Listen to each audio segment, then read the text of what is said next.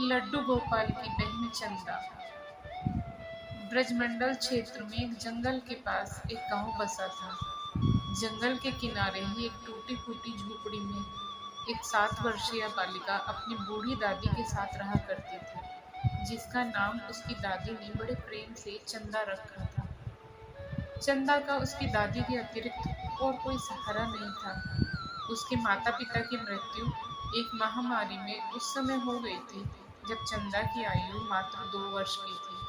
तब से उसकी दादी ने ही उसका पालन पोषण किया था। उस बूढ़ी स्त्री के पास भी कमाई का कोई साधन नहीं था, इसलिए वह जंगल जाती और लकड़ियां बीनकर उनको बेचती और उससे जो भी आय होती उससे ही उनका गुजारा चलता।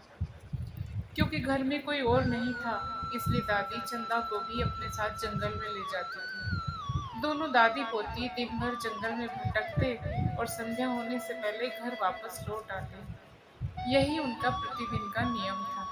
चंदा अपनी दादी के साथ बहुत प्रसन्न रहती थी, किंतु उसको एक बात बहुत कचोटती थी कि उसका कोई भाई या बहन नहीं थी। गांव के बच्चे उसको इस बात के लिए बहुत चिढ़ाते थे तथा उसको अपने साथ भी नहीं खेलने देते थे। इससे वह बहुत दुखी रहती थी। अनेक बार वह अपनी दादी से पूछती कि उसका कोई भाई क्यों नहीं है। तब उसकी दादी उसको प्रेम से समझाती, कौन कहता है कि तेरा कोई भाई नहीं है? वह है ना कृष्ण कन्हैया, वही तेरा भाई है। यह कहकर वह दादी लड्डू गोपाल की ओर संकेत कर देती। चंदा की झोपड़ी में एक पुरानी किंतु बहुत सुंदर लड्डू गोपाल की प्रतिमा थी, जो उसके दादाजी लाए थे। चंदा की दादी उनकी बड़े मन से सेवा किया करती, बहुत प्रेम से उनकी पूजा करती, उनको भोग लगाती। निर्धन स्त्री पकवान मिष्ठान कहाँ से लाए? जो उनके खाने के लिए रूखा सूखा होता वही पहले भगवान को भोग लगाती, फिर चंदा के साथ बैठ खुद खा लेती। चंदा के प्रश्न सुनकर वह उस लड्डू गोपाल की ओर ही संकेत कर देती। बाल मन चंदा लड्डू गोपाल को ही अपना भाई मानने लगी। वह जब दुखी होती तो लड्डू गोपाल के सम्मुख बैठकर उनसे बातें करने लगती और कहती कि भाई तुम मेरे साथ खेलने क्यों नहीं आते? सब बच्चे मुझको चिढ़ाते हैं, मेरा उपहास करते हैं, मुझको अपने साथ भी नहीं खिलाते, मैं अकेली रहती हूँ। तुम क्यों नहीं आते भाई? क्या तुम मुझसे रूठ गए हो जो एक बार भी घर नहीं आते हो? मैंने तो तुमको कभी देखा भी नहीं। अपनी बाल कल्पनाओं में खोई चंदा लड्डू गोपाल से अपने मन का सारा दुख कह देती। चंदा का प्रेम निश्चल था, वह अपने भाई को पुकारती थी। उसके प्रेम के आगे भगवान भी नतमस्तक हो जाते थे, किंतु उन्होंने कभी कोई उत्तर नहीं दिया।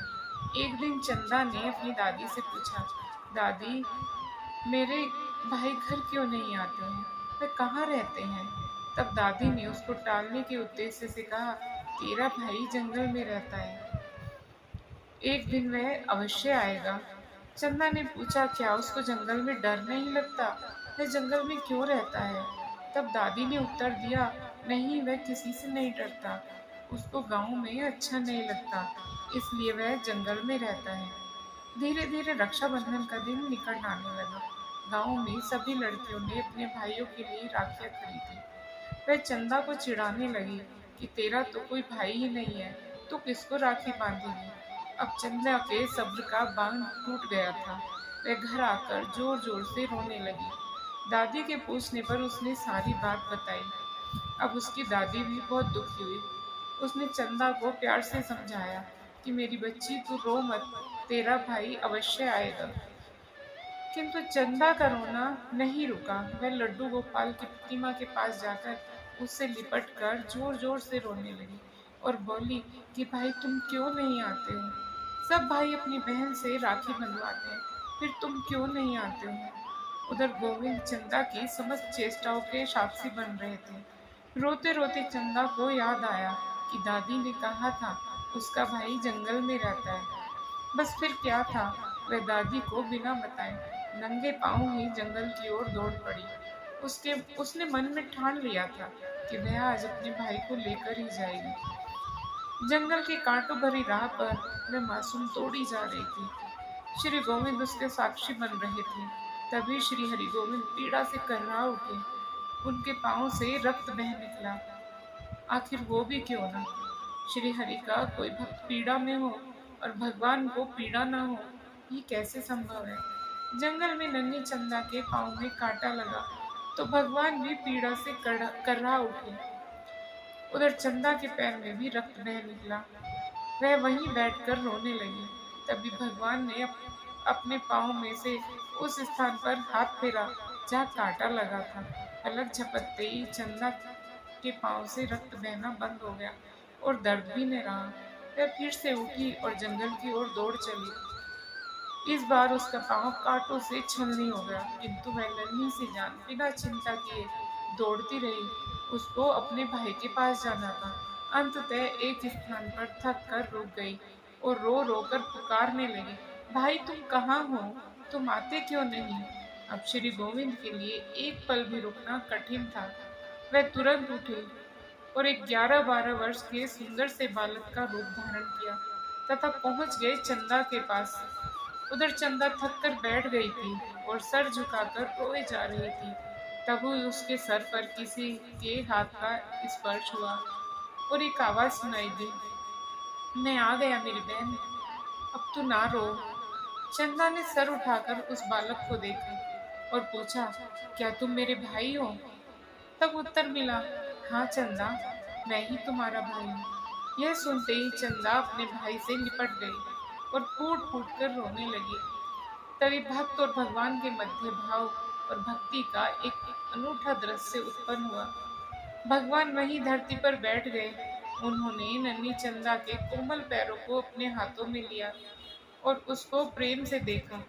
वह छोटे छोटे कोमल पांव पूर्ण रूप से कांटों से छलनी हो चुके थे। उनमें से रक्त बह रहा था। यह देखकर भगवान की आंखों से आंसू बह निकले। उन्होंने उन नन्हे पैरों को अपने माथे से लगाया और रो उठे।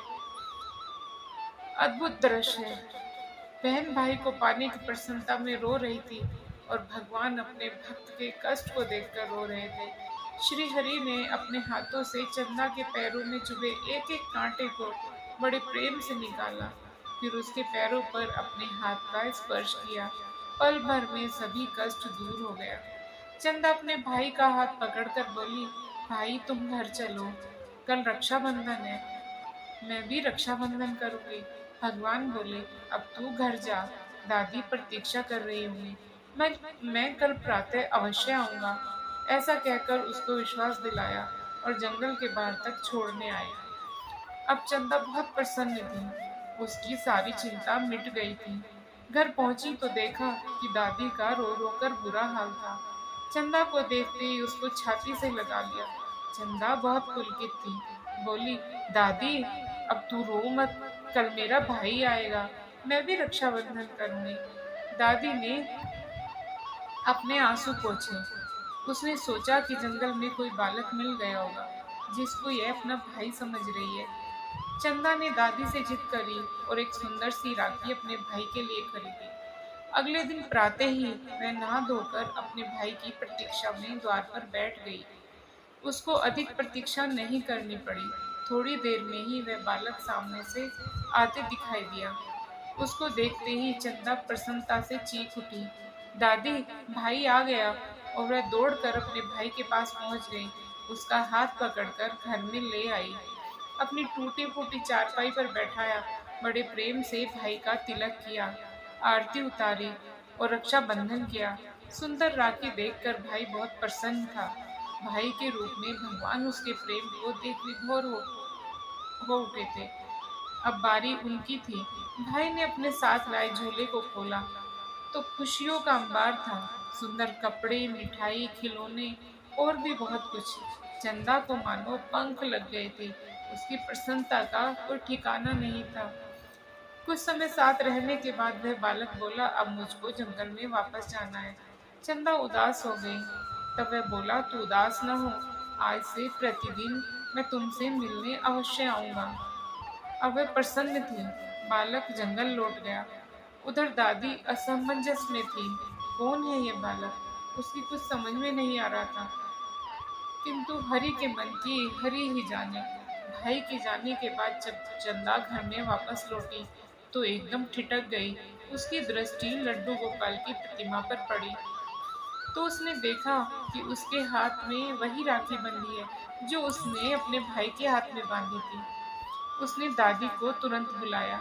यह देखकर दादी भी अचंभित रह गई, किंतु उसने बचपन से ही कृष्ण की भक्ति करी थी। वह तुरंत जान गई कि यह बालक कोई और नहीं, स्वयं श्री हरि थे। वह उनके चरणों में गिर पड़ी और बोली, हे छलिया, जीवन भर तो छला, जीवन का अंत आया तो अब भी छल कर चला गया।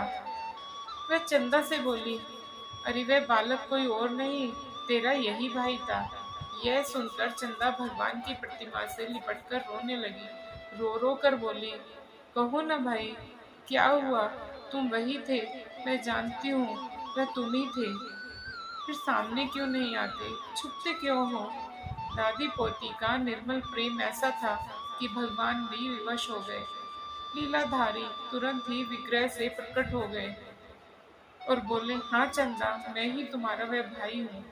तुमने मुझको पुकारा तो मुझको आना ही पड़ा, और मैं कैसे नहीं आता। जो भी लोग ढोंग दिखावा पाखंड रचते हैं उनसे मैं बहुत दूर रहता हूँ, किंतु जब मेरा कोई सच्चा भक्त मेरे प्रेम भक्ति से मुझको पुकारता है तो मुझको आना ही पड़ता है। भक्त और भगवान की प्रेम में लीला चल रही थी और दादी वह तो भगवान में लीन हो चुकी थी। रह गई चंदा तो उस दिन के बाद से गांव में उनको किसी ने नहीं देखा। कोई नहीं जान पाया कि आखिर दादी पोती कहाँ चले गए। प्रभु की लीला प्रभु ही जाने। जय हो लड्डू गोपाल की। हरे कृष्णा हरे कृष्णा।